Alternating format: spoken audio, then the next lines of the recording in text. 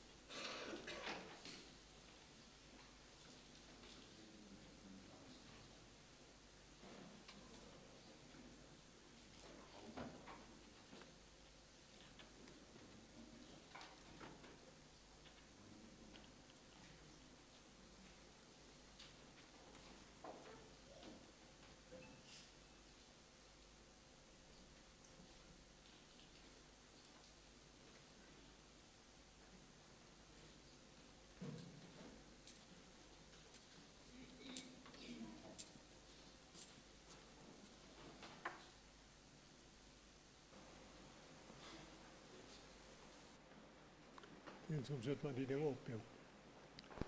Rustig hoor, ik kan mezelf op. Niet te lastig.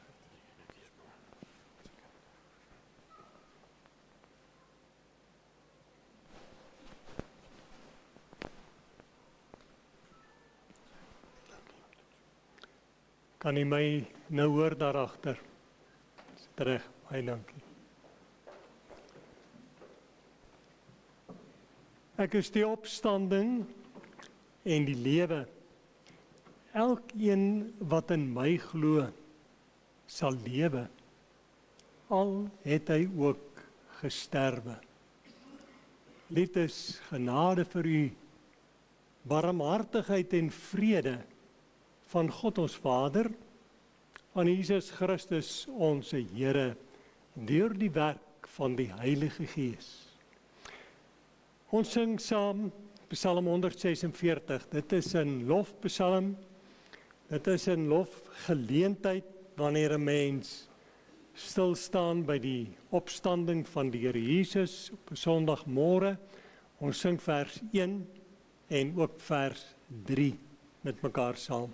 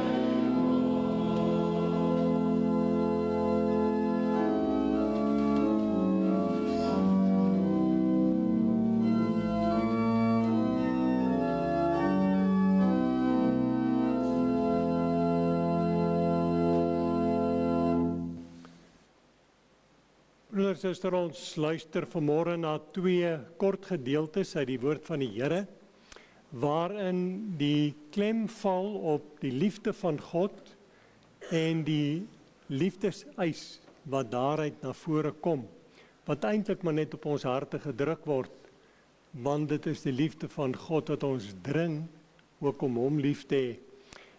Daarna sing ons as 'n lied van belydenis, Psalm 130 vers 2.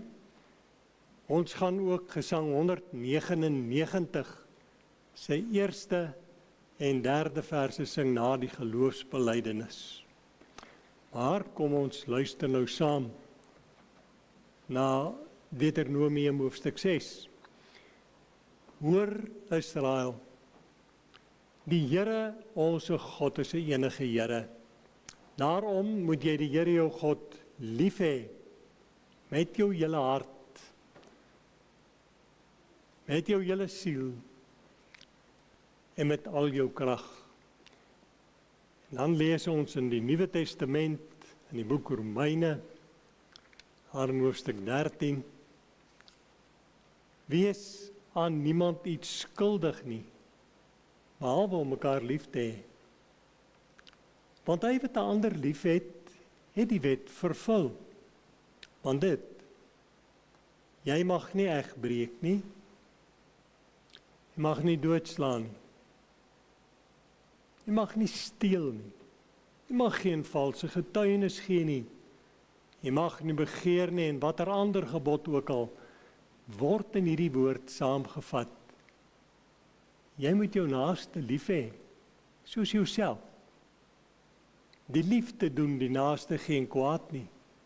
Daarom is die liefde die vervulling van die wet.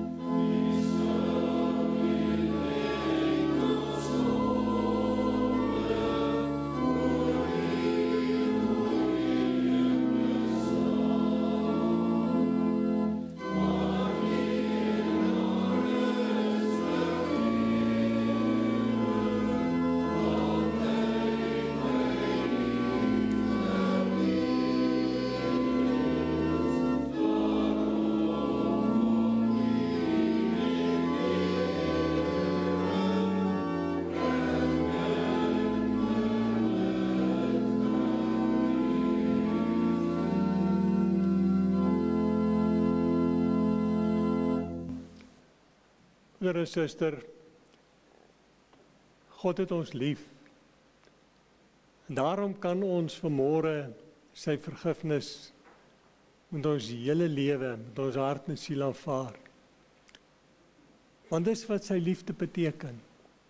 Dat hy ons nie die kwaad toereken en die skuld gee wat ons verdien nie, maar dat hy ons vryspreek. Dit word bevestig hier deur Paulus as hy in Romeine 5 skryf.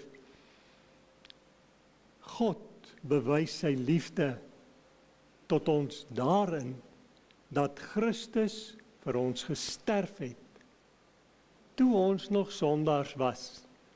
Hy het nie eers gewag tot ons iets goeds doen nie. Hy het nie eers gekyk of ons aan hom gehoorsaam sal wees nie. Hy het vir ons gesterf, wetende ons is sondaars. Dis liefde. Dis die liefde wat ons ook aan mekaar moet bewys en boal vir hom. Kom ons bely dat ons hierdie dinge glo, sien maar net woorde nie. Dan sing ons Gesang 199 vers 1 en 3 en ons bly net staan vir 'n kort gebed.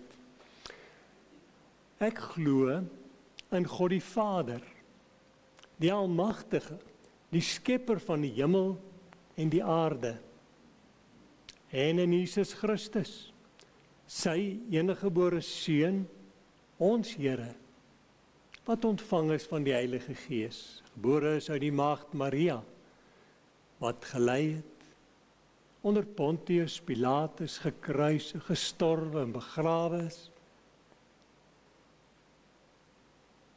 wat ter helle neergedaal het.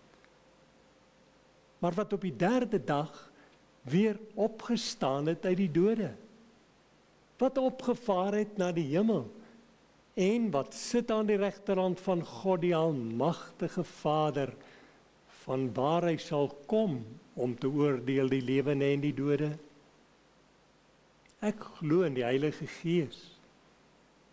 Ek glo aan 'n heilige algemene Christelike kerk, die gemeenskap van die heiliges, die vergewing van sondes, die wederopstanding van die vlees en 'n ewige lewe.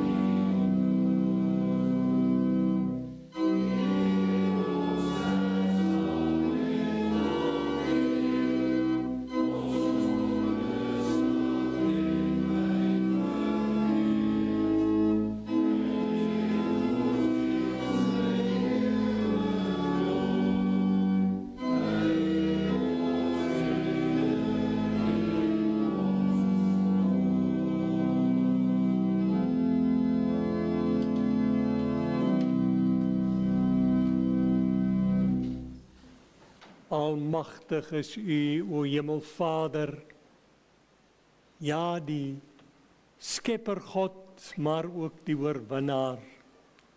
Want in Jesus Christus het U ons groot vyand, die dood, ook aan U onderwerp. En ons leef in daardie oorwinning, en daarom vrees ons nie die dood nie.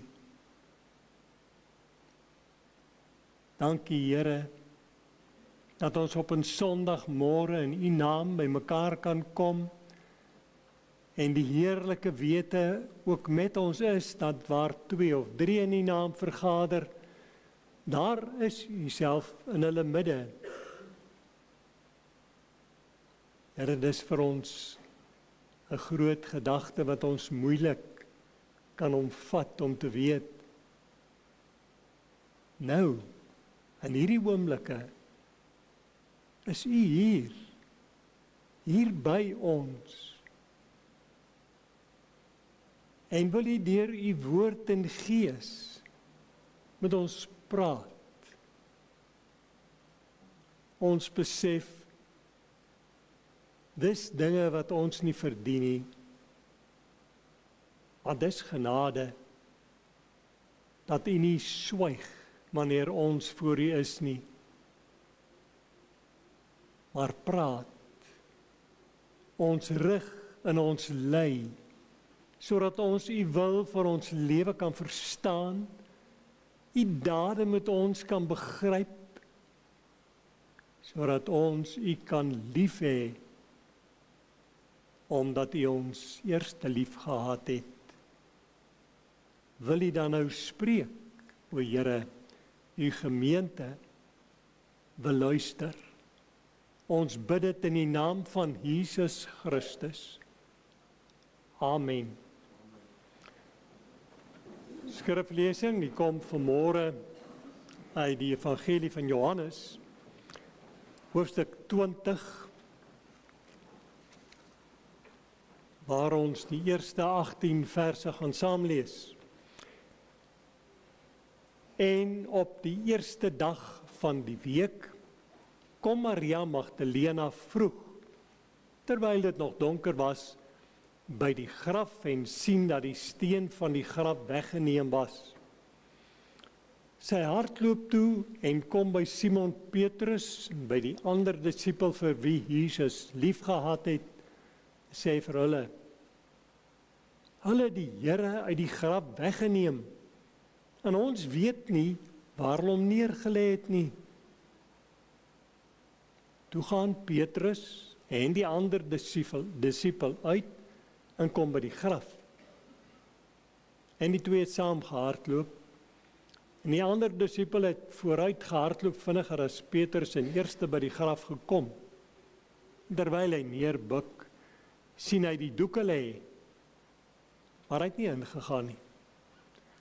Toe kom Simon Petrus agter hom aan, gaan in die graf en sien die doeke lê. En die doek wat op sy hoof was, sien hy nie by die doeke lê nie, maar opgerol op 'n een plek afsonderlik. Daarop het ook die ander disipel wat eerste by die graf gekom het, ingegaan. En hy het gesien en geglo. Want hulle het nog nie die skrif verstaan, dat hy uit die dode moes opstaan nie. En die disipels het weer huis toe gegaan. Maar Maria het buitekant by die graf gestaan en ween. Terwyl sy ween, buig sy na die graf toe en sien twee engele daar sit met wit klere aan. Een by die hoof, een by die voete waar die liggaam van Jesus gelê het. En hulle sê vir haar: "Vrou, waarom ween jy?" Sy antwoord hulle: "Omdat hulle my Here weggeneem het en ek nie weet waar hulle hom neergelê het nie." Toe sy dit gesê het, draai sy haar om agtertoe en sien Jesus staan. Sy het nie geweet dat dit Jesus was nie. En Jesus sê vir haar: "Vrou, waarom ween jy? Wat soek jy?" Sy het gedink dat dit die tuinier was en antwoord hom: "Meneer, as u hom weggedraai het, sê vir my waar u hom neergelê het en ek sal hom wegneem." Jesus sê vir haar: "Maria." Sy draai haar om en sê vir hom: "Rabboni," dit beteken meester. Jesus sê vir haar: "Raak my nie aan nie, want ek het nog nie opgevaar na my Vader nie, maar gaan na my broeders en sê vir hulle: ek vaar op na my Vader en julle Vader en my God en julle God." Maria Magdalena aan die disipels gaan vertel dat sy die Here gesien het en dat hy dit vir haar gesê het. Dis ons skriflesing vir hierdie oggend. Broeder en suster, voordat ons daarna kyk, wil ek u graag op 'n verbeeldingsreis neem. Dink jy in die motor op reis en dan jy so op die lang pad besig is, dan sien jy in die verte vorentoe 'n kerktoring. En daardie kerktoring het 'n boodskap. 'n eenvoudige boodskap. Hier is 'n dorp naby. Maar wanneer jy dan by daardie dorpie kom, dan is daar 'n stuk grond omheen met 'n doringdraad wat verroes en deels plat getrap is.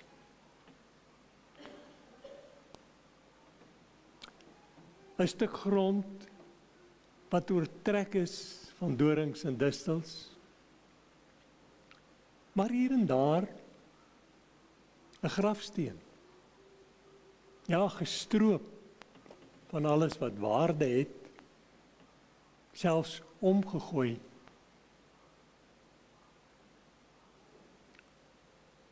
En dan sien jy ook hoopies grond, party weggesak, andere verspoel, oortrek van bossies.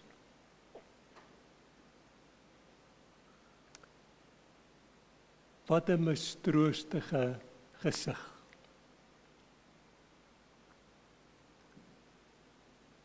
Ons sien dit, ons ken dit. Dit raak vir 'n mens so 'n simbool van moedeloosheid, wanneer jy daarna kyk.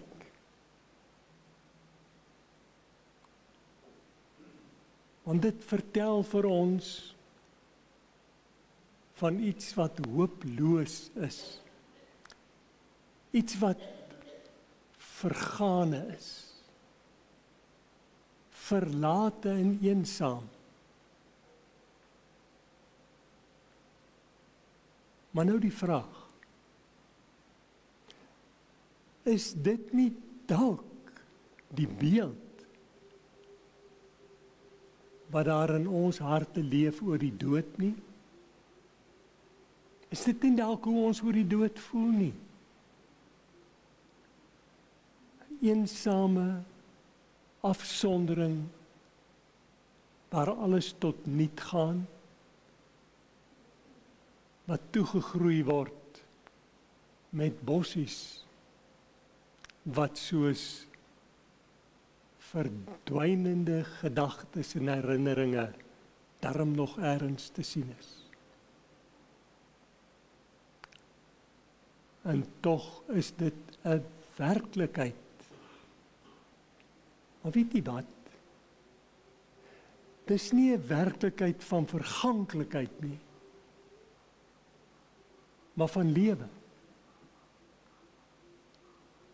En 'n mens moet die lewe raak sien, want die lewe heers oor die dood, met sy negativiteit, sy moeite en verdriet, en al die opofferinge wat dit vir 'n mens bring. Ons gaan daarna kyk vanmôre aan die hand van die persone wat in hierdie gedeelte na vore kom. Hoe het hulle dit beleef? Dink daaraan, hulle staan op Vrydag by Golgotha en aan die kruis hang hulle leier. Die persoon op wie hulle al hulle hoop gevestig het, aan wie hulle self kom wy het, hulle tyd, alles.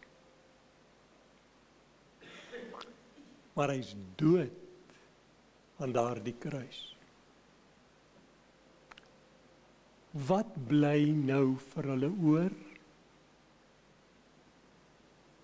Is eintlik baie maklik om te antwoord. Hulle moet doen soos wat die gewoonte was om te doen. Begrawe hom. Begrawe hom. En dis wat hulle doen. Hulle begrawe hom.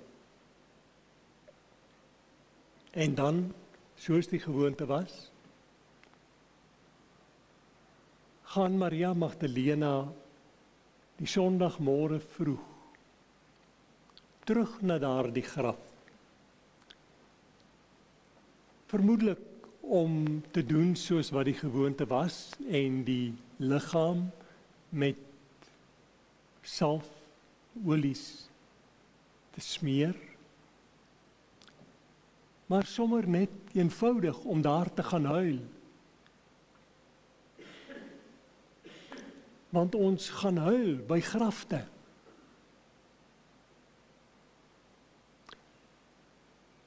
Maar wanneer ons na die optrede van Maria kyk,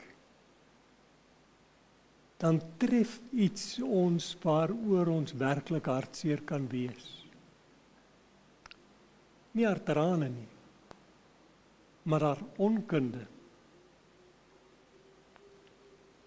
Haar onkunde, omdat sy die Here Jesus so graag dood wou hou. Klink snaaks, maar dit is presies wat hier gebeur. Sy is ontsteld, sy hardloop na die disippels toe. Sy sê die Here Jesus is nie in die graf nie. Graf is oop, hy's weg.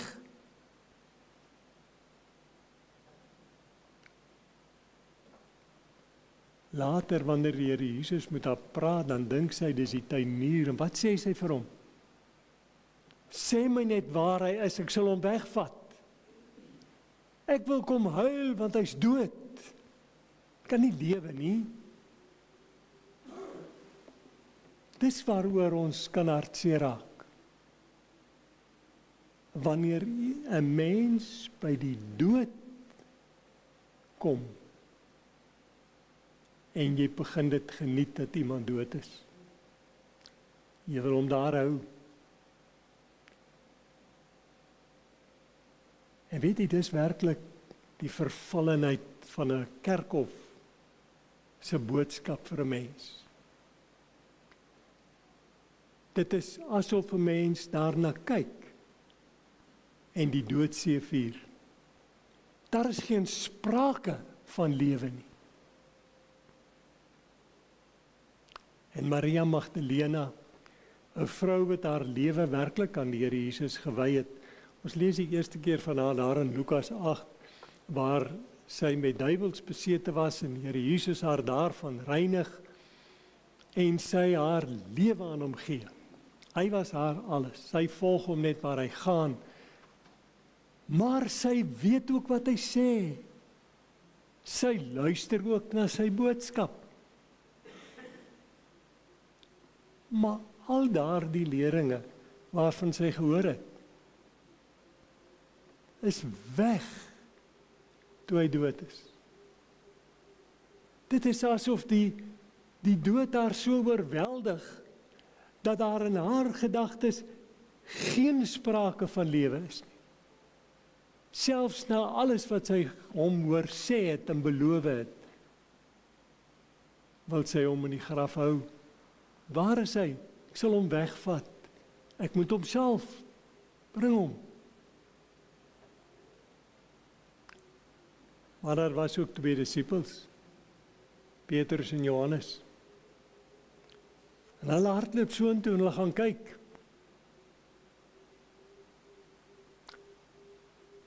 Hulle sien die grafdoeke, word pertinent genoem.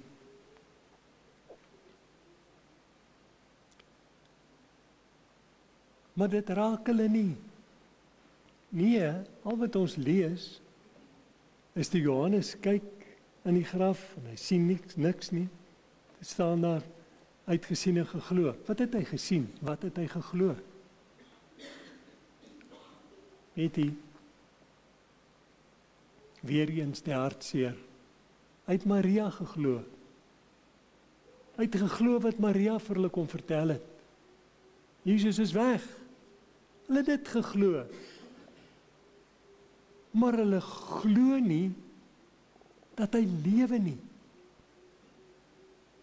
Johannes skryf dit hier, hulle het nog nie verstaan wat die opstanding uit die dode is nie. Nou kyk, die Jode het 'n geloof gehad oor hulle het geglo in die opstanding. Dis net die Sadduseërs wat dit nie wou glo nie, maar die res van die Jode het geglo. Maar hulle het gesê daar is 'n opstanding op die laaste dag. Hulle kon nie. Dit wat hier gebeur en wat hulle sien, met hulle gewoonte, met hulle tradisie, met dit wat die Jode verkondig het, kon hulle nie rym nie. Die goed wil nie by mekaar aanpas nie. Hy kan nie nou uit die graf uit opstaan en hy moet wag tot die laaste dag.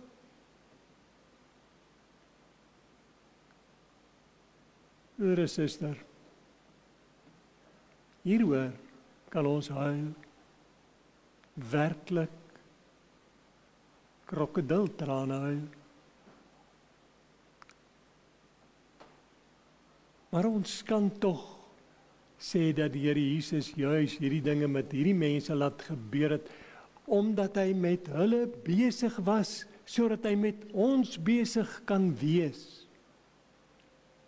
Sodat ons kan leer wat werklik hier gebeur het.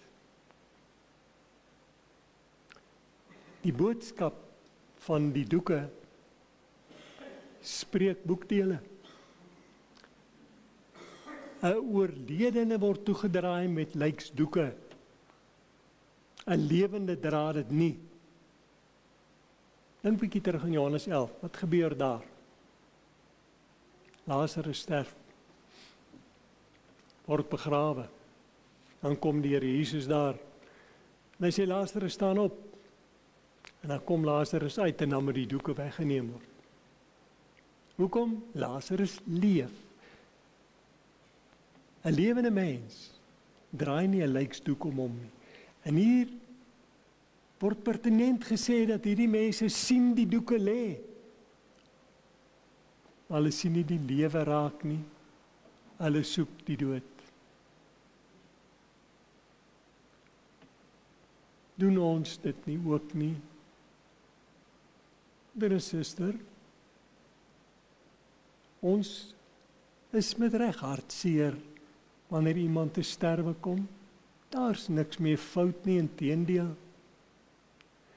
Maar wanneer ons huil soos mense sonder hoop, soos mense sonder lewe, dan is daar fout. Dan is daar baie groot fout. Wanneer ons iemand aan die dood afstaan en ons hou aan daardie dood vas, asof ons in die dood gaan troos kry, asof ons in die graf gaan troos kry, dan is daar fout. Die troos lê daarin dat Jesus nie daar was nie. Dit is hulle troos. Dit het hulle nie verstaan nie.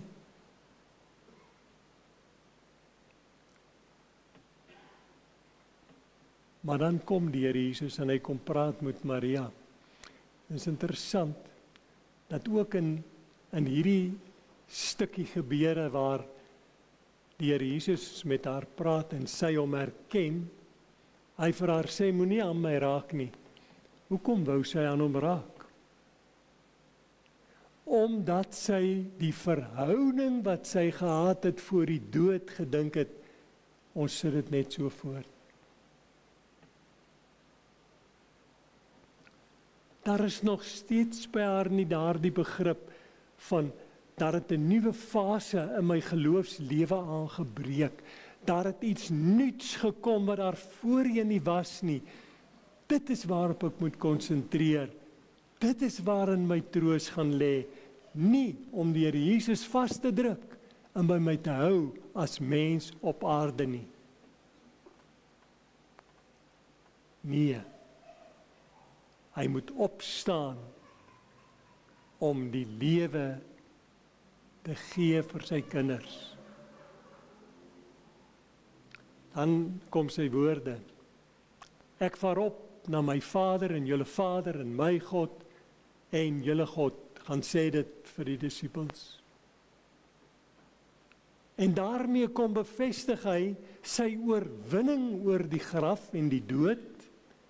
Daarmee kon bevestig hy sy lewe wat oorwin oor die dood. En dan word sy beloftes waar en kry dit betekenis. Wanneer hy vir die susters van Lazarus sê, ek is die opstanding, ek was dood, ek lewe, elkeen wat in my glo, sal lewe, al het hy gesterf. Jesus lewe, al het hy gesterf, sodat ons hierin ons troos mag vind. Ons leef in 'n verganklike wêreld. Ons leef met grafstene as bakens op ons lewenspad. Maar ons leef soos mense met uitsig op 'n ewige lewe. Dit wat ons nou doen, is maar die inleiding tot die lewe wat kom. En ons moet dit omarm in die geloof.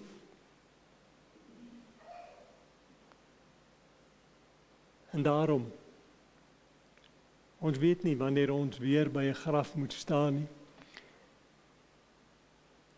Want dit gebeur skielik, maar dit gebeur gewis.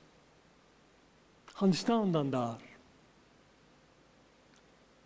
Maar moenie in moedeloosheid kyk na hoopie grond nie.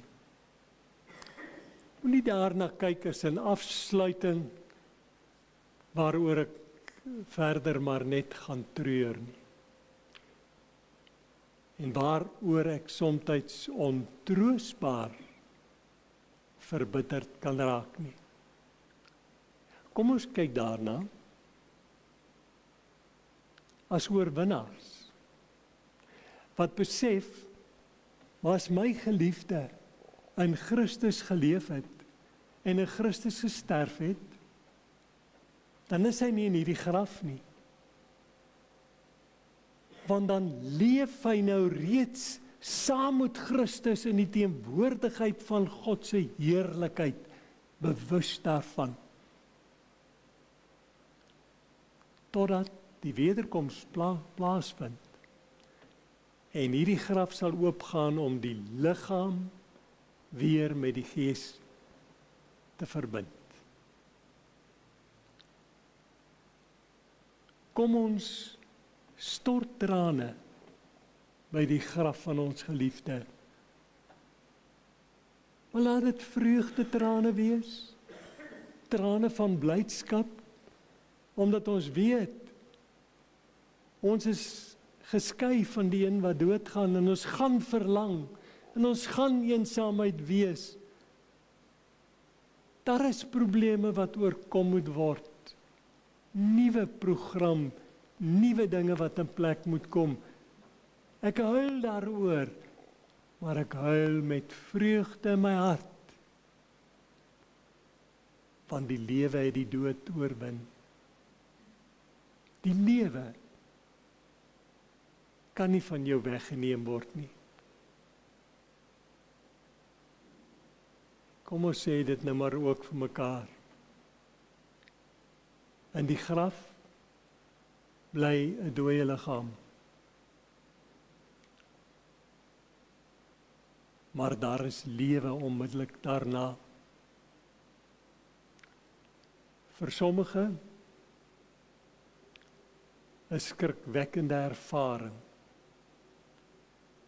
om daardie lewe te besef. Maar vir 'n gelowige 'n verlossende vreugde. Want ek lewe met God se heerlikheid wat my omstraal.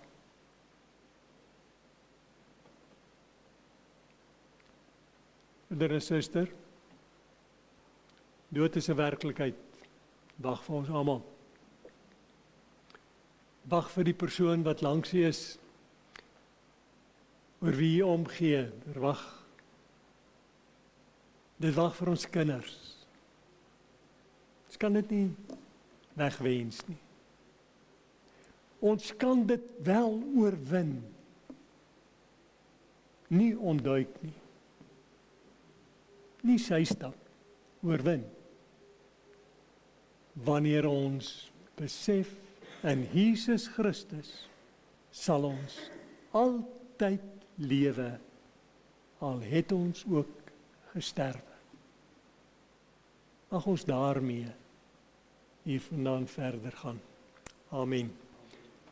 Ons hemelse Vader, ons wil vir U baie dankie sê, dat ons saam wees en hierdie dag mag wees rondom die woord, maar die hoop van die ewige lewe, wat U opnuut vir ons op die hart kom druk het.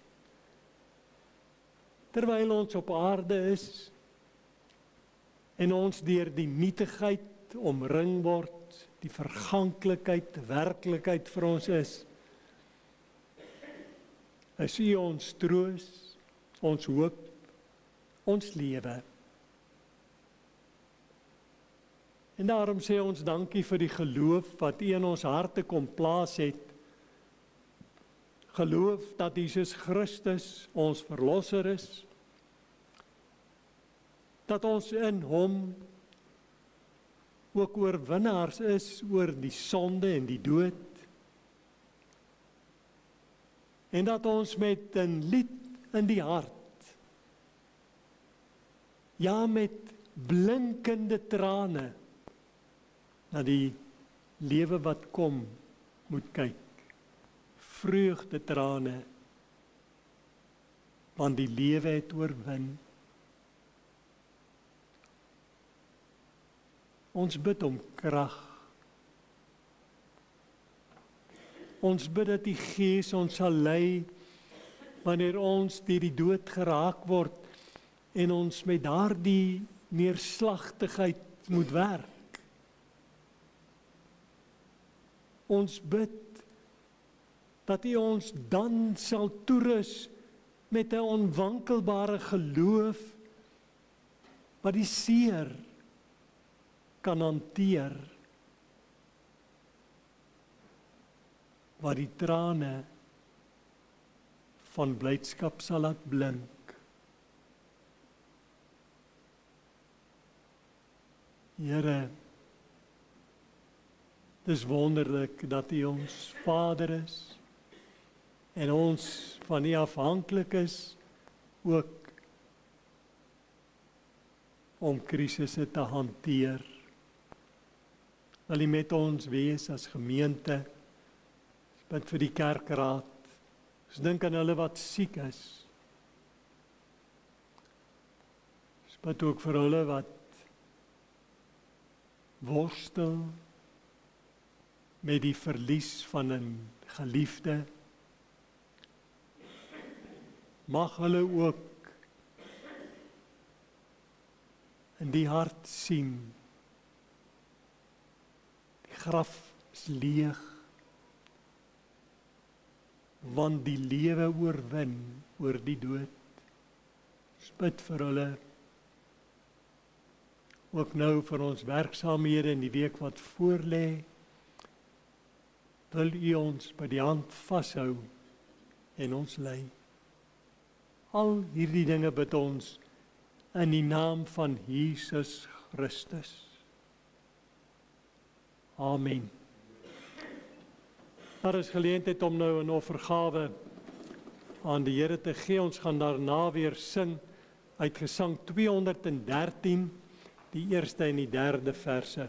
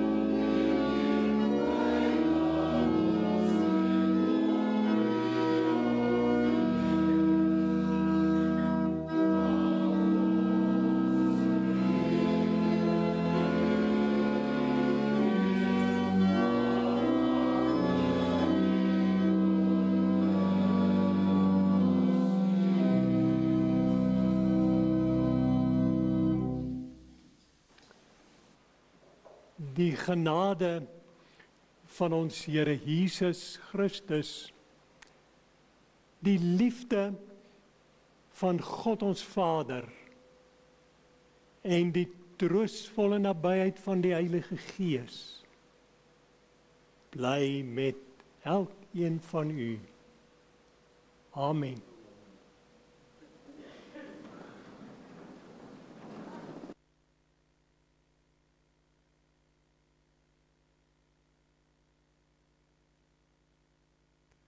Ek dink ons as gemeente kan vir professor Isak Brink baie dankie sê vir hierdie pragtige boodskap, gepaste boodskap in hierdie opstandingstyd. Baie dankie, dit was werklik vir ons aangenaam om te luister. Net 'n paar afkondigings. Daar is deurkollekte vanmôre vir Bybelverspreiding en dan is dit heidaglik nou 'n lang naweek en soos die gebruik is daar nie aandienste hier in die kerk oor lang naweke nie, maar wel weer volgende Sondagoggend om 9:00. Dan het ons kinders wat verjaar, as hulle hier is, vra ek net dat hulle moet opstaan. Michaela Du Plessis, die 29ste, is hy moontlik hier? Lyk nie so nie. En dan ook Melanie Wallis. Sy word 14 op die 3de Mei. Ek sien ook nie dat sy hierso is nie. Dan is daar weer in die normale voorbiddingslysie wat u gerus maar kan nagaan en met u gebede sal dink aan almal wat siek en ongesteld is. Die program vir die week, Woensdag die 30ste 8:00 het ons 'n oggendbid hier by die Maranatha lokaal en om 9:00 is daar ook die gewone Bybelstudie. Vrydag die 2de Mei is daar 'n wegneem ete. U sal 'n skakel kry van Lucy af op u selfoon waarin u 'n bestelling kan plaas. Dit word deur die ouderlinge gedoen en u kan verseker wees dit gaan 'n baie aangename gereg wees. Kom ons ondersteun ook hierdie fondsinsamelingspoging in ons gemeente. Dan is ons normale dakverfprojek nog aan die gang. Dit gaan aan tot die einde van Mei waarin ons fondse insamel om ons kerkgebou se dak weer nuut oor te verf. Dan is daar ook nog steeds karringmelk, beskuit en koeksisters beskikbaar daar by die kombuis. U kan gerus daar 'n draaitjie maak en vir u daarvan neem.